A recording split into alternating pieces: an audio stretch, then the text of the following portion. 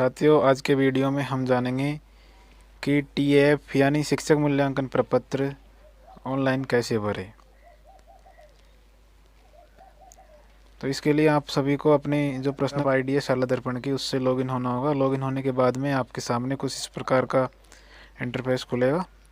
इसके बाद में आप सभी को जो ये 3 लाइन दे रखी है, इसके ऊपर क्लिक करना होगा। इस पर क्लिक करने के बाद में आपको फॉर्म्स दे रखा है, इस पर क्लिक करना होगा। इस पर टीएएफ वाले टैब पे क्लिक करेंगे तो इसके नीचे फिर से टीएएफ टीचर फॉर्मेट सेशन 2020-21 आएगा। इसके ऊपर हमें क्लिक करना है।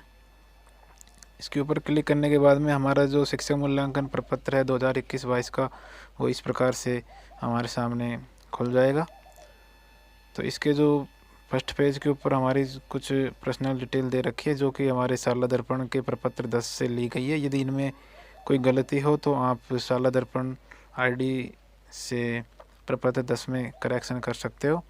इसके बाद में इसमें नीचे दे रखा है कि क्या आप संस्था प्रदान का कार्य संपादित कर रहे हैं। तो यदि आप संस्था प्रदान का कार्य संपादित कर रहे हैं तो हाँ पे क्लिक कीजिए, और नहीं कर रहे हैं तो नहीं पे क्लिक करके इसको सत्यापित कर दीजिए।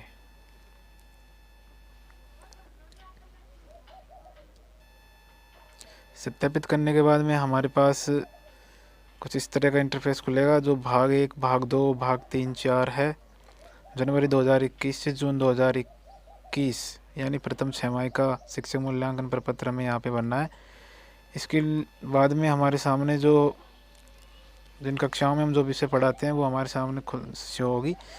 यदि आपके यहाँ पे सब्जेक्ट शो नहीं हो रही है तो आप शाला दर्पण आईडी है जो स्कूल की, उस पे जा करके आप सब्जेक्ट टीचर मैपिंग कीजिएगा। तो वहाँ मैपिंग करने के बाद में सब्जेक्ट आपकी शो हो जाएगी, जो पढ़ाते हैं वो यहाँ आ जाएगी। इसके बाद में विगत 6 माह में विद्यालय में शिक्षक की औसत भौतिक उपस्थिति के बारे में पूछ रहा है।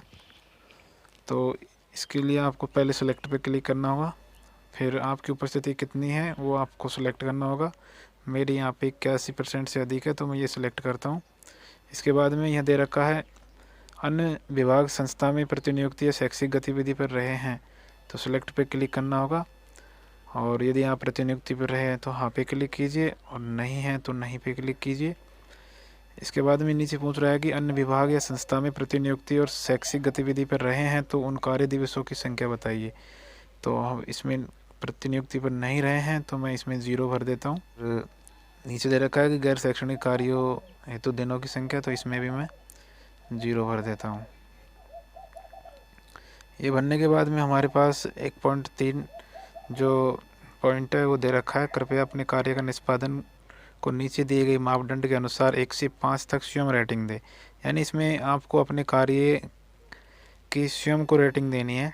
यदि संस्था प्रदान शिक्षक के रूप में प्रपत्र भर रहा है तो कॉलम 4 को पीओ और सीबीओ के द्वारा भरा जाना है, और शिक्षक के रूप में भर रहे हैं तो आपको इसमें रेटिंग इस प्रकार से देनी होगी, जैसे 1, 2, 3, 4, 5 दे रखा है। तो इसमें आपने जो काम किया है, जैसा आप अपनी रेटिंग देना चाहते हैं वो दे सकते हैं अच्छी तरीके से रीड करके।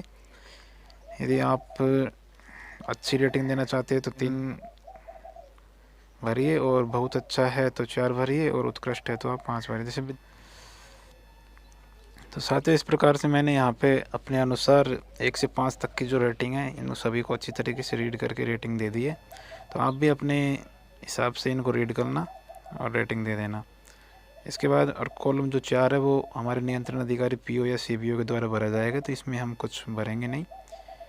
अब ये 1.4 दे रखा है, इसमें शिक्षक या संस्था प्रदान के उक्त निष्पादन सूचकों के आधार पर संस्था प्रदान या सीबीओ द्वारा शिक्षक संस्था प्रदान को दी गई ग्रेड।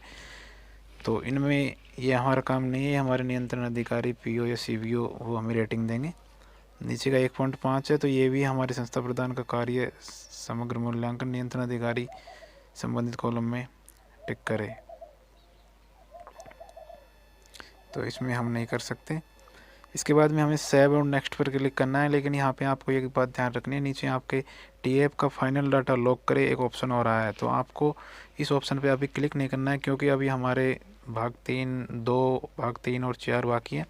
तो पहले आप इसको सेव एंड नेक्स्ट करें। इसके बाद में हमारे पास इस प्रकार का मैसेज आ जाएगा, डाटा अपडेटेड सक्सेसफुली।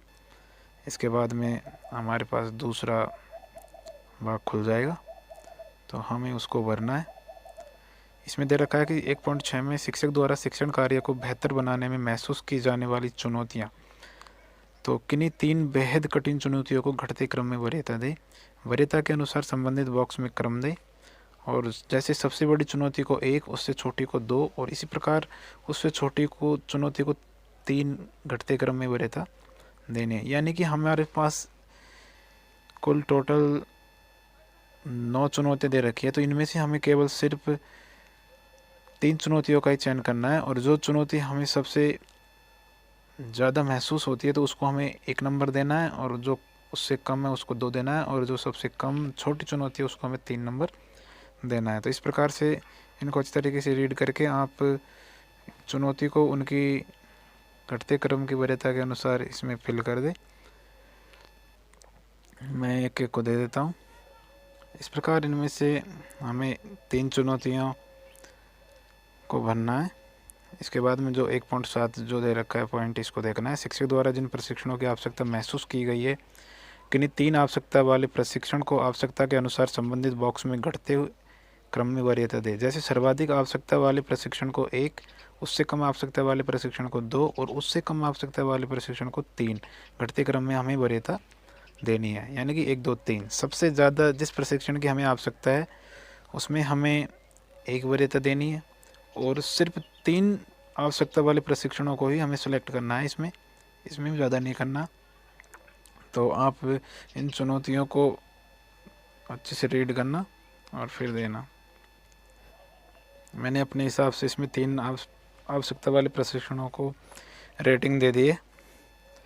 इसके बाद में 1.8 जो पॉइंट है, इसमें शिक्षकों द्वारा स्वयं के कार्य के बारे में किया गया योगदान, यानी कि आपने किन किन कार्यों में योगदान किया है उनको आपको दिखाना है। तो विद्यालय के भौतिक विकास में यदि आपने योगदान किया है तो इसमें आप टिक कर दें। शैक्षिक गतिविधियों का संचालन में आपने योगदान किया है तो इसमें भी टिक कर दें। क्रियात्मक अनुसंधान में किया है तो इसमें टिक कर दें, नहीं तो खाली छोड़ दें। पुरस्कार लेखन कार्य में यदि आपने किया है तो इसमें कर दे। कोविड-19 में यदि आपने सहयोग दिया है तो इसके ऊपर टिक कर दे, और अन्य योगदान पे। इसके बाद में आपको सेव एंड नेक्स्ट पर क्लिक करना है फिर से, और हमारे सामने इस तरह का इंटरफेस आएगा। इसमें दे रखा है कि 1 जनवरी 2021 से 30 जून 2021 के बीच में आपने जिन प्रशिक्षण कार्यशालाओं में भाग लिया है, जिस भूमिका में लिया है, उसका विवरण आपको देना है। नीचे कॉलम संख्या 5, 7 में 1, 2, 3, 4, 5 में से कोई कोड भरे। इसमें दे रखा है कि कॉलम संख्या 5 के लिए उसमें दे रखा है कि आपके प्रशिक्षण में किस रूप में भूमिका थी। यदि आप शिक्षक थे तो 1 कोड का चयन करना, आप प्रधान अध्यापक थे तो 2 नंबर के कोड का चयन करना, यदि प्रशिक्षक थे तो 3 नंबर के कोड का चयन करना। इस प्रकार से आपको इनको अच्छे से रीड कर लेना है, और आपकी जो भूमिका थी उसके अनुसार ही इसमें जो कोड दे रखे हैं उनको सिलेक्ट करना है। इस प्रकार से हम बढ़ते हैं। यदि आपने कोई प्रशिक्षण किया है तो देखते हैं जनवरी, हाँ जनवरी में एक निष्ठा के 3 मॉड्यूल हुए थे, राज्य 16, 17 और 18। तो मैं यहाँ पे निष्ठा एलिमेंट्री सेलेक्ट करता हूँ। इसके बाद प्रशिक्षण कार्यशाला का जो प्रारंभिक दिनांक था वो था 1 जनवरी को हुआ था। 1 जनवरी 2021 से ये जो निष्ठा के 3 मॉड्यूल थे, राज्य 16 और 17 और 18, तो इनके बारे में 1 जनवरी को ये स्टार्ट हुए थे। इसके बाद ने रखा कि प्रशिक्षण कार्यशाला की अवधि, आप देख सकते हैं मैंने निष्ठा एलिमेंट्री जो 3 मॉड्यूल थे 16, 17, 18 उसको इस प्रकार से भर दिया है।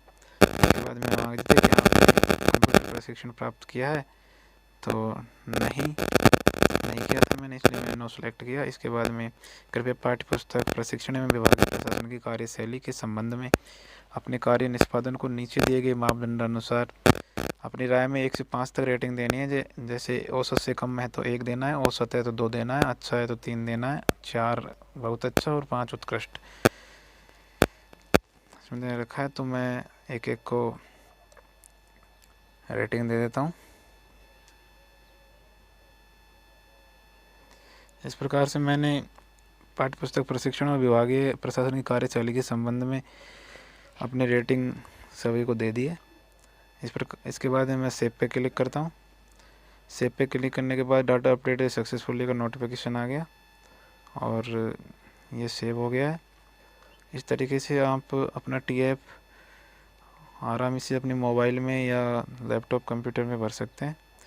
और यदि आप निश्चिंत हैं तो आप अपना जो टीएफ का फाइनल डाटा है तो यहाँ पे लॉक कर सकते हैं, तो वो आपके पीईओ या सीवीओ के पास फॉरवर्ड हो जाएगा।